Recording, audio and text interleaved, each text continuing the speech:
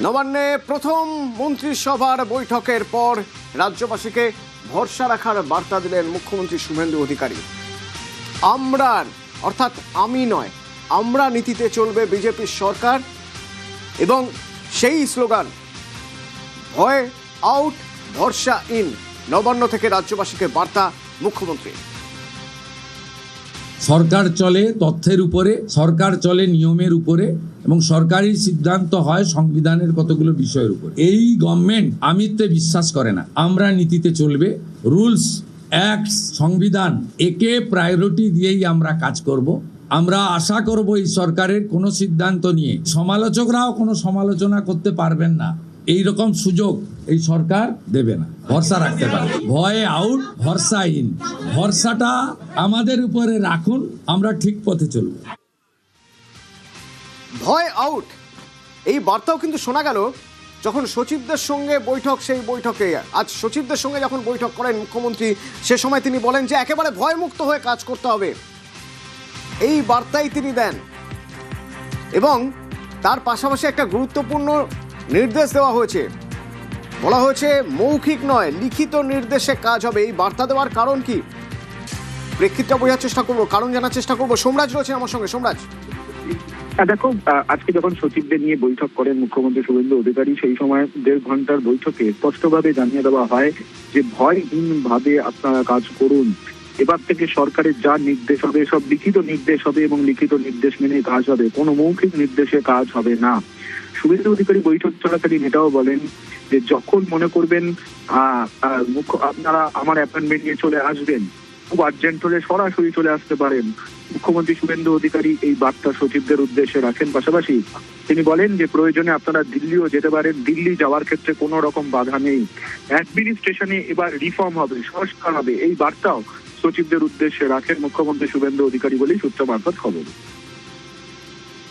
সোমরাজ, মুখ্যমন্ত্রীর অনুপ্রেরণা coat unquote এই শব্দ ব্যবহারের প্রয়োজন নেই, তা আজ মুখ্যমন্ত্রী শুভেন্দু অধিকারী জানিয়ে দিয়েছেন, কি ব্যাখ্যা? দেখো, অনেক ক্ষেত্রে দেখা গেছে বা পূর্বতন সরকারের সময় দেখা গেছে যে মুখ্যমন্ত্রীর অনুপ্রেরণা এই শব্দটি ব্যবহার করা হতো বিভিন্ন ব্যানার থেকে শুরু করে ফ্লেক্স। এই মুখ্যমন্ত্রীর অনুপ্রেরণা শব্দটি ব্যবহার করা হতো। বিশেষ করে যখনই কোনো প্রকল্পের উদ্বোধন হয়ে এসেছে তখনই দেখা গেছে মুখ্যমন্ত্রীর অনুপ্রেরণায় প্রকল্পের উদ্বোধন, এই শব্দটি বারবারই ব্যবহার করতে দেখা গেছে।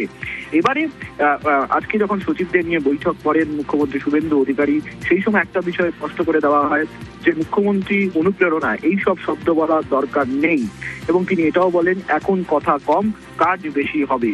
পাশাপাশি তিনি এটাও বলেন অযথা টাকার অপচয় করবেন না, যেখানে দরকার সেখানেই ব্যবহার করুন স্বাস্থ্য দপ্তরের অনুমোদন নিয়ে টাকা। সচিবদের এমনটাই নির্দেশ দেন মুখ্যমন্ত্রী শুভেন্দু অধিকারী বলেই সূত্র মারফত খবর।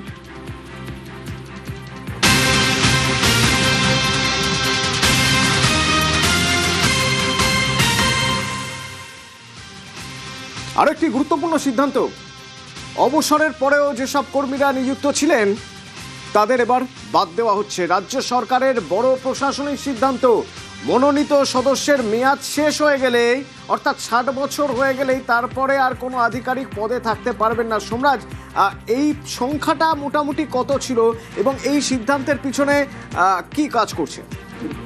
দেখো, রাজ্য সরকারের তরফে প্রশাসনিক সিদ্ধান্ত নেওয়া হয়েছে বেশ কিছু কারণকে মাথায় রেখে। প্রথমত 60 বছরের বেশি বয়সে যাদের রিএমপ্লয়মেন্ট বা পুনর্নিয়োগ দেওয়া হয়েছিল বা যাদের চাকরির মেয়াদ বৃদ্ধি করা হয়েছিল, এক্ষেত্রে দেখা গেছে রাজ্যের কোষাগার থেকে প্রচুর পরিমাণে টাকা খরচ করা হচ্ছিল। পাশাপাশি তাদেরকে আলাদাভাবে গাড়িও ব্যবহার করতে দেওয়া হয়েছে এবং তৃতীয়ত তাদের জন্য নতুন করে কর্মসংস্থানের সুযোগ তৈরি হচ্ছে না। তাই গোটা বিষয়টিকে মাথায় রেখেই স্বরাষ্ট্র দপ্তরের তরফে নির্দেশিকা বিভিন্ন দপ্তরের সচিবদের পাঠিয়ে দেওয়া হয়েছে, যেখানে বলা হয়েছে 60 বছরের বেশি বয়সে পুনর্নিয়োগ বা চাকরির মেয়াদ বৃদ্ধি পাওয়া যারা আধিকারিক রয়েছেন তাদের ক্ষেত্রে প্রয়োজনীয় পদক্ষেপ নিতে হবে, অর্থাৎ তাদের আর রাখা যাবে না। পাশাপাশি বিভিন্ন বোর্ড বা সংস্থা বা বিভিন্ন পাবলিক সেক্টর যে ইউনিটগুলি রয়েছে সেখানেও দেখা যাচ্ছে যারা মনোনীত সদস্য রয়েছেন বা ডিরেক্টর রয়েছেন, চেয়ারপারসন রয়েছেন, তাদের মেয়াদও অবিলম্বে শেষ করার নির্দেশ স্বরাষ্ট্র দপ্তরের তরফে দেওয়া হয়েছে।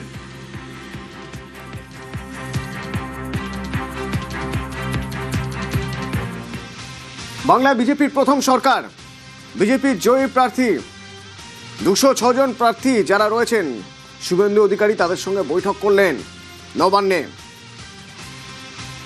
অর্থাৎ তারা কিভাবে কাজ করতে হবে, নিজের এলাকায় সেই সংক্রান্ত যাবতীয় নির্দেশ সব প্রাথমিকভাবে সেই সব কিছুই দেওয়া হলো। তাদের সবার সঙ্গে শুভেন্দু অধিকারী দেখা করলেন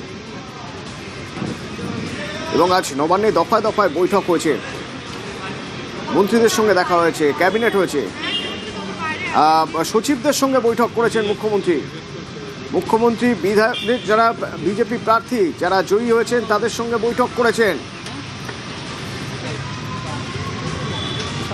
এবং তাদের পাশাপাশি পুলিশ আধিকারিক, পুলিশ কর্তারা, তাদের জন্য নির্দেশ, বৈঠকে ফোন নিয়ে ঢোকা যাবে না। কেন এমন নির্দেশ? সোমরাজ রয়েছেন আমার সঙ্গে। সোমরাজ, দেখো, রাজ্য পুলিশের এদিকে আইন শৃঙ্খলার তরফে নির্দেশিকা জারি করা হয়েছে, যেখানে বলা হচ্ছে আজ বিকেল 5টা থেকে যে বৈঠক হওয়ার কথা রয়েছে বিভিন্ন পুলিশ জেলার এসপি, সিপি থেকে শুরু করে আইজি, ডিআইজি, এডিজি র্যাঙ্কের অফিসারদের, অন্যদিকে এসটিএফ, সিআইডির মতো গুরুত্বপূর্ণ সংস্থার উচ্চপর্যায়ের আধিকারিকদের সঙ্গে সেই বৈঠকে কোনো পুলিশ আধিকারিক মোবাইল ফোন নিয়ে নবান্ন সভাঘরের ভেতরে ঢুকতে পারবেন না। এই নির্দেশিকা রাজ্য পুলিশের এদিকে আইন শৃঙ্খলার তরফে জারি করা হয়েছে এবং বলে দেওয়া হয়েছে বিকেল 5টার সময় যারা বৈঠকে যোগ দেবেন তাদেরকে মোবাইল ফোন বাইরে রেখে আসতে হবে, অর্থাৎ কোনোভাবেই মোবাইল ফোন নিয়ে ভিতরে ঢোকা যাবে না। এই নির্দেশিকা রাজ্য পুলিশের এদিকে আইন শৃঙ্খলা ইতিমধ্যেই জারি করেছেন। আর কিছুক্ষণের মধ্যেই পুলিশ নিয়ে উচ্চ পর্যায়ের বৈঠক শুরু করবেন মুখ্যমন্ত্রী শুভেন্দু অধিকারী। তার আগেই এই নির্দেশিকা জারি করা হয়েছে রাজ্য পুলিশের এদিকে আইন শৃঙ্খলার তরফে। ধন্যবাদ।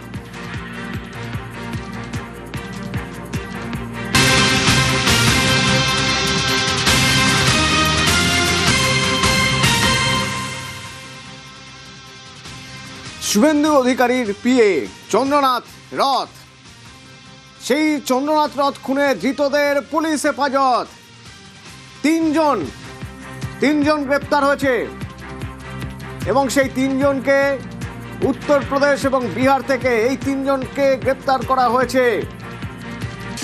রনক রয়েছে সরাসরি আমার সঙ্গে। রনক, এই তিনজনের একটু ডিটেল জানতে চাইব, অর্থাৎ এই তিনজনের পরিচয় কি, কোথা থেকে কিভাবে তাদের ধরা সম্ভব হলো? দেখো, একেবারেই এই তিনজনই এই ঘটনার সঙ্গে ওতপ্রোতভাবে জড়িত ছিল এবং এই তিনজনের মধ্যে দুজনকে, একজন মায়াঙ্ক মিশ্র এবং ভিকি মৌর্য, এই দুজনকে বিহারের বক্সার থেকে গ্রেফতার করা হয় এবং আরও একজন রাজ সিং, তিনি বক্সার থেকে পালিয়ে গিয়ে অযোধ্যায় গা ঢাকা দেয় এবং গতকাল রাতেই তাকে বালিয়া, অর্থাৎ উত্তরপ্রদেশের বালিয়া থেকে গ্রেফতার করে এই স্পেশাল ইনভেস্টিগেশন টিমের আধিকারিকরা। মূলত জানা যাচ্ছে যখন তারা পালিয়ে যাচ্ছিলেন এর মধ্যে যিনি মায়াঙ্ক মিশ্র, তিনি 3 থেকে 4টি জায়গায় টোল গেটে ইউপিআই আইডির মাধ্যমে টোলের টাকা দেন এবং তারপরেই পুলিশ গিয়ে সেই ইউপিআই আইডি ট্র্যাক করে, মোবাইলের টাওয়ার ডাম্পিং প্রসেস এখানে নেওয়া হয়, তারপরে এই তিনজনের খোঁজ মেলে। সেক্ষেত্রে পুলিশের প্রাথমিক অনুমান এবং ক্রিমিনাল কেস থেকে পুলিশ জানতে পারছে এই উত্তরপ্রদেশ থেকে রাজ সিং নামে যাকে গ্রেফতার করা হয়েছে তার নামে কিন্তু 12টিরও বেশি মামলা রয়েছে, যার মধ্যে বেশিরভাগটি অস্ত্র আইডি মামলা এবং তিনি শার্প শুটার হিসেবে কাজ করতেন। তাহলে এই ঘটনার ক্ষেত্রে একদম পয়েন্ট ব্ল্যাঙ্ক রেঞ্জ থেকে কি রাজ সিং এই চন্দ্রনাথ রথকে গুলি করেছিল এবং এই শুটারদের, এই শার্প শুটারদেরকে কত টাকার বিনিময় হায়ার করা হয়েছিল?